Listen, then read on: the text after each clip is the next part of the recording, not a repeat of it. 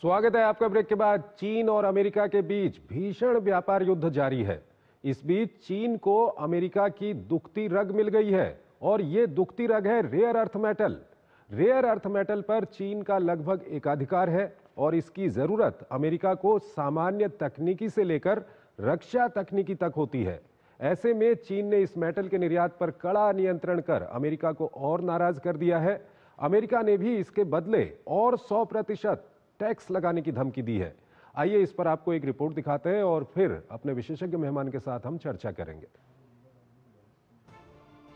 पिछले हफ्ते चीन के वाणिज्य मंत्रालय से की गई घोषणा नंबर 62 ये सिर्फ एक साधारण ऑर्डर नहीं बल्कि एक तरह से लेटर बम था जिसने चीन और अमेरिका के बीच जारी अस्थायी ट्रेड सीजफायर को झकझोर कर रख दिया। दुर्लभ मृदा के निर्यात पर नए प्रतिबंधों के प्रावधानों को समेटे यह आदेश महत्वपूर्ण खनिजों की वैश्विक आपूर्ति पर बीजिंग की मजबूत पकड़ को दर्शाने के साथ अमेरिकी राष्ट्रपति ट्रंप को एक संदेश भी था कि व्यापार युद्ध में चीन के पास कितना मजबूत और महत्वपूर्ण हथियार है। यह कदम ऐसे समय में उठाया गया जब इसी महीने चीन के राष्ट्रपति शी जिनपिंग और अमेरिका के राष्ट्रपति डोनाल्ड ट्रंप की मुलाकात होने की उम्मीद है। दुनिया की जरूरतों का लगभग 70% से ज्यादा इन खनिजों का उत्पादन और 90% प्रोसेसिंग चीन करता है। नए नियमों के तहत विदेशी कंपनियों को अब रेयर अर्थ की कम मात्रा वाले उत्पादों के निर्यात के लिए भी चीनी सरकार से मंजूरी लेनी होगी।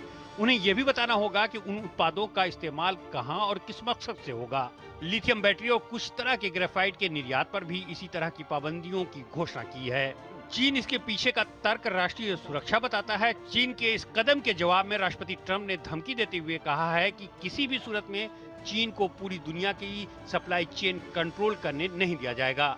ट्रंप ने कहा कि अगर चीन नहीं मानता है तो 1 नवंबर से चीन से आने वाले सामानों पर 100% टैक्स लगा दिया जाएगा। अमेरिकी ट्रेजरी सचिव स्कॉट बेसेंट ने कहा है कि चीन की ये हरकत चीन बनाम दुनिया जैसी है और अमेरिका अब अपने भरोसेमंद साथियों के साथ मिलकर आगे बढ़ेगा। उन्होंने चीन को रोकने के लिए भारत और यूरोपीय देशों से समर्थन की उम्मीद जताई है। दिलचस्प बात यह है कि अमेरिका एक तरफ भारत पर 50% टैरिफ थोपे हुए है तो दूसरी ओर मदद की उम्मीद भी करता है। चीन ने इस पर कड़ी प्रतिक्रिया देते हुए कहा है कि अमेरिका ने दुर्लभ मृदा प्रतिबंधों को लेकर जानबूझकर अनावश्यक गलतफहमी और घबराहट पैदा कर रहा है। इसी हफ्ते दोनों देशों ने एक दूसरे के जहाजों पर नए बंदरगाह शुल्क भी लगाए हैं। अमेरिका की बेचैनी का सबसे बड़ा कारण उसकी रक्षा ताकत इन खास खनिजों पर काफी निर्भर है। अमेरिका के F-35 फाइटर जेट, वर्जीनिया और कोलंबिया क्लास पनडुब्बियां, रडार सिस्टम, JDAM और प्रेडेटर ड्रोन यहीं से चलते हैं। लेकिन दिक्कत यह है कि जहां अमेरिका इनका उत्पादन बढ़ाने की कोशिश कर रहा है वहीं चीन 5 से 6 गुना तेजी से आगे बढ़ रहा है। अशोक सज्जनहार हमारे साथ जुड़े हुए हैं, पूर्व वरिष्ठ राजनयिक हैं, विदेशी मामलों के जानकार हैं। अशोक जी, अगर ये ट्रेड वॉर की बात करें हम यूएस और चाइना के बीच में, क्या कहेंगे? चाइना को एक बड़ा हथियार मिल गया है रेयर अर्थ मेटल के रूप में। जी, आप बिल्कुल ठीक कह रहे हैं। जो चीन को ये बहुत बड़ा हथियार मिला है। आपको याद होगा जो ट्रंप की जो पहली टर्म में जब उन्होंने ऐसे ही टैरिफ्स लगाए थे चीन के ऊपर 2019 में, तो तब चीन बिल्कुल निहत्था था, बेहथियार था। उसके पास कोई ऐसा विकल्प नहीं था जो वो किसी भी प्रकार का एक्शन अमेरिका के विरुद्ध ले सके।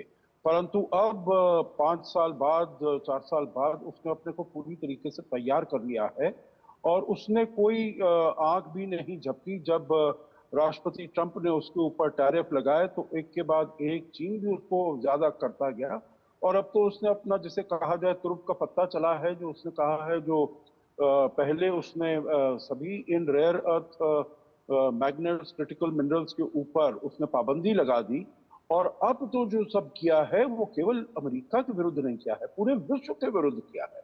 यहां तक कि अगर किसी भी पदार्थ में, फिनिश गुड में 0.1% से भी ज्यादा प्रोसेस्ड कोई ऐसा रेयर अर्थ या क्रिटिकल मिनरल होता है तो जो चीन से आया है तो उसको चीन की अनुमति मांगनी होगी। कि ये पूरी दुनिया के लिए एक बहुत बड़ा अंकुश बन गया है और सबसे बड़ा तो अमेरिका के लिए, क्योंकि ये सभी चीजों के लिए, चाहे इलेक्ट्रिक व्हीकल्स हो, डिफेंस हो, मेडिकल इक्विपमेंट हो, जो भी नई टेक्नोलॉजी आती है, नए सेमीकंडक्टर चिप्स हों, हर एक में इसका प्रयोग होता है, इसका इस्तेमाल होता है।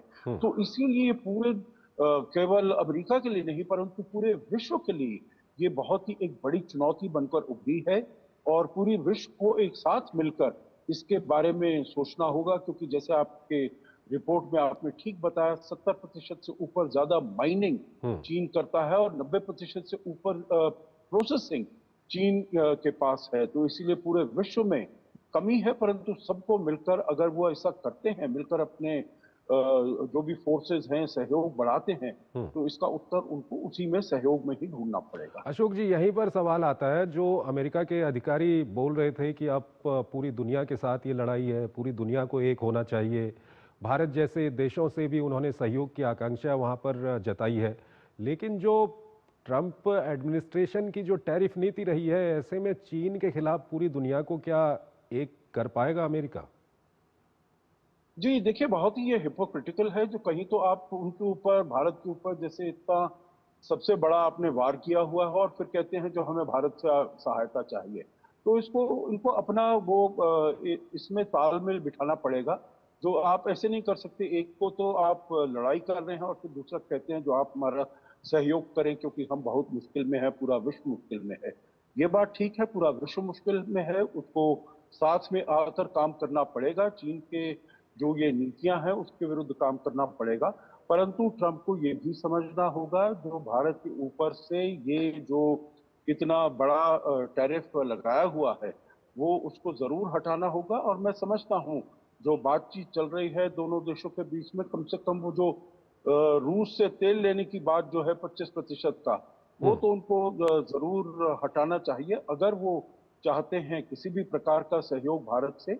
आखिरी बात मैं इसमें चंद्रशेखर जी यही कहूंगा, जो जब मुलाकात हुई थी, प्रधानमंत्री मोदी गए थे वहां पर अमेरिका, 13 फरवरी उनकी मुलाकात हुई थी राष्ट्रपति ट्रंप से, तो तब सिक्योरिटी ऑफ क्रिटिकल मिनरल्स के ऊपर एक बहुत ही महत्वपूर्ण सहयोग की बात हुई थी, एक बहुत ही महत्वपूर्ण अग्रीमेंट हुई थी।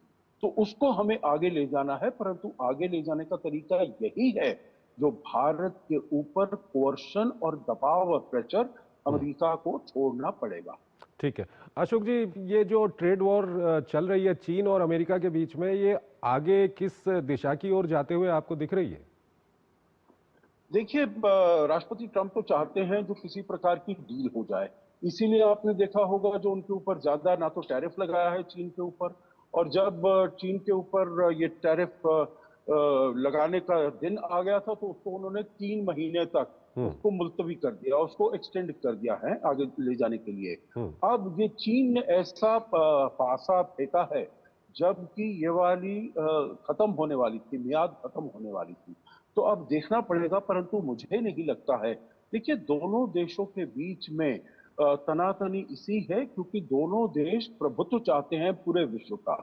अब चीन को मालूम है अभी तो वो चैलेंज नहीं कर सकता है, पूरे तरीके से चुनौती नहीं दे सकता है, परंतु फिर भी जहां उसका एडवांटेज है वहां पर वो जरूर अमेरिका को चुनौती देगा, देता रहा है और यही प्रयास करेगा जो साउथ के जो देश हैं, ब्रिक्स के देश हैं, एससीओ के देश हैं, उनको अपने साथ मिलाने का प्रयास करे और अमेरिका के साथ एक जुट होकर खड़ा हो जाए। ठीक है अशोक जी, बहुत बहुत शुक्रिया आपका, आप हमारे इस कार्यक्रम में जुड़े और दोनों ही महत्वपूर्ण विषयों पर आपने अपना महत्वपूर्ण विश्लेषण हमारे दर्शकों के